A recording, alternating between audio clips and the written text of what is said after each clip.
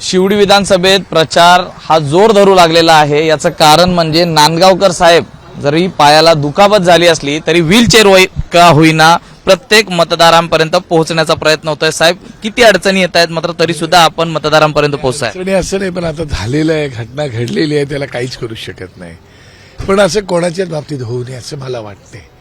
मग तो माझ्या पक्षातला असेल किंवा ऑपोजिशन मधला असेल, कोणाच होऊ नये, कारण फार मर्यादा येतात काय। परंतु वेदना आहेत, पण लोकांविषयी पण संवेदना वेगळ्या आहेत ना। तर त्या वेदना बाजूला ठेवून ह्या लोकांच्या ज्या संवेदना आहेत, त्याच्या कामाच्या संवेदना आहेत, त्यांच्या अडचणींच्या समस्या त्या माझ्यासाठी मोठ्या आहेत। आणि म्हणून मी एक 2-3 दिवस माझी मुलगी म्हणायचा प्रचार, आता माझी मुलगीच प्रचार करते घरोघरी। 70% विभाग तर मी घरोघरी ऑलरेडी फिरलेलो होतो। ते 30% राहिला होता आणि अभिनयनगरला अशी घटना घडली। त्याच्यामुळे आता माझ्या पायाला प्लास्टर आहे, ते डॉक्टर बोलले 30 तारीखला आम्ही चेकअप करू। त्याच्यामुळे आता 20 दिवस तर आणखी काही मला अडचण आहेत, पण असू द्या। ते जरी असलं तरी सुद्धा अडचणी जरी येत असल्या तरी बाळासाहेबांचे आम्ही शिवसैनिक लढवय्ये आहोत, त्याने आम्हाला तसंच उभं केलेलं आहे। आणि लढवय्ये म्हणून आम्ही असल्यामुळे आम्ही त्याची पर्वा करत आहे। संकटांवरती मात करून संघर्षाला बाजूला सोडून आम्हाला लढाई लढायची आहे। राज ठाकरेंची सभा शिवडीत कधी होणार आहे ह्याची उत्सुकता शिवडीकरांना आहे। काल जर आपण पाहिलं तर प्रभादेवी ती सभा झालेली आहे, राज ठाकरेंनी तिकडे संबोधित केलेलं आहे। मला असं वाटतं की शिवडीतली लवकरच सभा साहेब मला सांगतील। अजून दिलेली नाही मला सभा, दिल्यानंतर निश्चितपणे तुमच्यापर्यंत येईल असं मला वाटते। आणि आतापर्यंत त्यांच्या सगळीकडे सभा अत्यंत उत्तम प्रकारच्या चालू आहेत, वेगवेगळे मुद्दे येत आहेत, लोकांना वेगवेगळे मुद्दे कळत आहेत, चांगलं चालू आहे। कालच्या सभेतला जर प्रामुख्याने जर मुद्दा सांगायचा झाला तर अमित ठाकरे हे कसे उमेदवार झाले, त्याचबरोबर ती आदित्य ठाकरेंच्या विरोधात उमेदवार का दिला नाही किंवा का त्यांनी नाही देण्याचा निर्णय घेतला, इथपासून ते उद्धव ठाकरे आजारी असेपर्यंत त्यांनी एकूण संपूर्ण जी घटना होती ती सांगण्यात आली। कसं पाहता याकडे? तुम्हाला खरं सांगतो, राज ठाकरे अत्यंत स्पष्ट बोलतात, सडेतोड बोलतात। जे पोटात आहे तेच पोटात आहे अशा प्रकारची भूमिका असलेलं ते नेतृत्व आहे। आणि ते त्यांनी वारसाक आणि बाळासाहेबांकडून ते आलेलं आहे, प्रबोधनकारांकडून ते आलेलं आहे। त्यामुळे ते अत्यंत सडेतोड भूमिका बोलतात। पण माणसं त्यांचं नाव तर राज आहे आणि ते खरंच मनाने राजा माणूस आहे, श्रीमंत माणूस आहे। परंतु त्यांनी बाळासाहेबांचं, आम्ही तर भक्ताची नाती जपलेली, पण त्यांनी खरंच रक्ताचं नातं जपलेलं आहे। ज्या ज्या वेळेला कुठल्या कुटुंबाच्या बाबतीमध्ये अडचणी आल्या त्यावेळेला ते एक पाऊल पुढे सगळं राजकारण बाजूला ठेवून त्यांनी केलेलं आहे। आणि त्याचे बऱ्याचसे उदाहरण आहेत, कारण ते काल बोलले, मी काय त्याचं भाषण ऐकलेलं आहे, मला कल्पना नाही त्याची, पण ते फार संवेदनशील आहेत। तसे बाळासाहेब लोकांना फार कडवट तिखट वाटायचे, पण बाळासाहेबांचे मन आतून फार कोमल होतं। तसंच राज ठाकरेंचा पण स्वभाव आहे।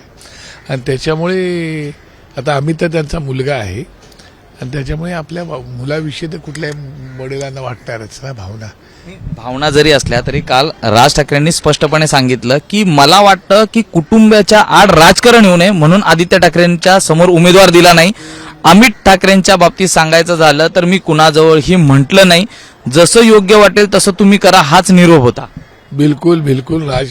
ज्यावेळेला आदित्यजी उभे होते त्यावेळेला साहेबांनी, आम्ही दोघंच बसलो होतो, पण साहेबांचं म्हणणं स्पष्ट पडलं की तिथं उमेदवार आपल्याला द्यायलाच नाही पाहिजे, कारण माझा पुतण्या पहिलीच उभा राहिलेला आहे पहिल्यांदा। आणि ठाकरे घराण्याला कोणतरी पहिल्यांदा उभं राहिलं तर आपण उमेदवार देणं उचित नाही। खरं म्हणजे तिथे आम्ही संजय जामदारला मागे निवडणूक ज्यावेळेला लढवली होती त्यावेळेला 38-40 मतं आमची होती आणि त्याच्यामुळे पण आम्ही त्या मतांची पर्वा नाही केली। काय शेवटी ह्या राजकारणाच्या पलीकडं एक नातं असतं आणि हे कौटुंबिक नातं जपायचं काम हमेशा त्यांनी केलेलं आहे, करत आलेले आहेत। आणि त्याच्यामुळे त्यांनी ती त्या कालच्या भाषणात ते बोलले असतील। आता बाकी पण साहेब, नातं हे राज ठाकरेंकडनं जपण्यात आलं, अमित यांच्या बाबतीत मात्र उलट झालेलं आहे। उद्धव ठाकरेंनी त्या ठिकाणी उमेदवार दिला, मला तशी उद्धव साहेबांकडून अपेक्षा होती, शेवटी ते पण ठाकरेच आहेत आणि आम्ही ठाकरेंचे निष्ठावंत भक्त लोक आहोत। मलाही त्यांच्याकडून ती अपेक्षा होती की उद्धव साहेबांनी आपला उमेदवार द्यायला नाही पाहिजे होता, पण शेवटी कसं तर राजकारण आहे, राजकारण असल्यामुळे आपण त्याला काहीच करू शकत नाही आणि म्हणून त्यांनी उमेदवार त्या ठिकाणी दिला। आता त्यांनीच उमेदवार नाही दिला, शिंदे गटाने पण उमेदवार दिलेला आहे, काय करणार त्याला। एकीकडे राज ठाकरेंनी लोकसभेला बिनशर्त पाठिंबा दिला होता, त्याची परतफेड ही महायुतीकडनं तर नाहीच झाली, मात्र दुसरीकडे ज्यांच्याकडनं अपेक्षा होती उद्धव ठाकरे यांच्याकडनं देखील झालेली नाही. अनएक्सपेक्टेड, पहिली गोष्ट अनएक्सपेक्टेड म्हणजे आम्हाला अपेक्षा नव्हती अशी अमितची उमेदवारी आली आमच्या. कारण त्याची काय निवडणुकीला नेते मंडळी, मीच मिटिंग घेतली होती ती, नेते मंडळींनी निवडणुकीला उभं राहावं असा आमचा आग्रह होता. त्या मिटिंगला आमचे सगळे नेते मंडळी होते, त्यावेळेला अमित ठाकरे पण होता.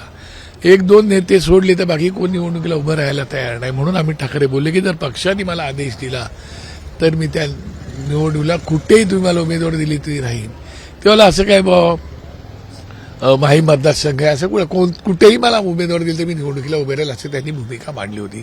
आणि त्याच्यानंतर मग भांडूप वगैरे सुरू झालं.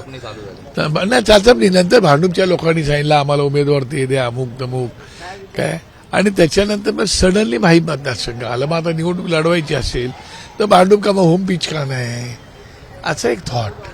आणि मग ती माहीमची उमेदवारी आली. आणि माहीमची उमेदवारी पहिले आम्ही जाहीर केली, त्याच्यानंतर शिंदे साहेबांनी केली, त्याच्यानंतर उद्धव साहेबांनी केली. म्हणजे पुरेसा वेळ दोघांकडेही होता विचार करण्यासाठी किंवा समजून घेण्यासाठी, मात्र अजूनही वेळ ती गेलेली नाही. अजूनही ती वेळ गेलेली नाही. अजूनही जर आपल्याला खरीच नाती जपायची, शेवटी कसं आहे, आम्ही जे काय आहोत ना ते बाळासाहेबांमुळे आहोत. आता बाळासाहेबांमुळे जर आपण सगळेच असू, मग काय बाळा नांदगावकर काय, सदा सरवणकर काय, किंवा आणखीन काय, हे सगळे ठाकरेंमुळेच आहेत ना. मग आता ठाकरेंमुळेच आहोत, आपण कुठेतरी नाती जपायला पाहिजे असं मला वाटतं. निवडणुका येतील जातील, कोणतरी जिंकतो कोणतरी हरतो, पण ज्या परिवाराने आपल्याला नाव दिलं, सगळं तुम्हाला जे आज काय वैभव मिळालेलं आहे, ते काय तुम्हाला मान सन्मान समाजामध्ये स्थान प्राप्त झालेलं आहे, माझ्यासहित कोणालाही, ते साहेबांमुळे झालेलं आहे. आणि त्याच्यामुळे ते ठाकरे कुटुंबाचं आपल्याला या गोष्टी जपणं फार आवश्यक आहे असं मला वाटते. आणि म्हणून माझे सदा सरवणकर काय आहे, तुमचे एकनाथ शिंदे साहेब काय, श्रीकांत शिंदे साहेब काय, किंवा उद्धव साहेब काय, त्यांनी सुद्धा विचार करण्याची आवश्यकता. आजही मी ह्या मताशी सहमत आहे की अमित हा आपल्या कुटुंबातला मुलगा आहे, आपण विचार करायला पाहिजे. सर, एक शेवटचा माझा प्रश्न होता. काल राज ठाकरेंनी थोडा मागे जाऊन उजाळा हाही दिला होता की त्यावेळी ज्यावेळी राजसाहेब शिवसेनेतनं बाहेर पडले, अनेक आमदार खासदार त्यांना येऊन भेटून वेगळी भूमिका घेण्यासंदर्भात देखील एकमत झालं होतं, मात्र कुणाचाही पक्ष फोडायचा नव्हता, विशेषतः बाळासाहेबांना दुखवायचं नव्हतं, म्हणून स्वतःच्या पायावर स्वतः त्यांनी निर्णय घेतला. त्याला मी पुरावा आहे. मला माहिती आहे त्यावेळेला कोणत्या आमदारांनी संपर्क केला होता, कुठल्या खासदारांनी संपर्क केला होता, त्याला माहिती आहे. साहेबांजवळ त्यांची इच्छा होती यायची, पण साहेबांचं म्हणणं होतं की बाळासाहेब आहेत, बाळासाहेबांचा पक्ष आहे, त्यांनी खूप मेहनतीने हा पक्ष उभा केलेला आहे. आणि त्याच्यामुळे मी बाळासाहेबांच्या पक्षाला बिलकुल हात लावणार नाही. मला जर काय करायचंच असेल तर मी स्वतःच्या हिंदीवर उभा राहीन आणि उभा करेन अशी त्यांनी स्पष्ट भूमिका घेतली होती. त्यामुळे आमच्याकडे आलेली काही लोक गेली सुद्धा, का तुम्ही का नाही, ते लोक यायला तयार आहेत, तुम्ही का नाही पक्ष फोडत, तुम्ही नावं नाही फक्त सांगू शकत कोण कोण गेले ते. काही येत होते, विद्यमान आमदार होते, ते काही येत होते, काही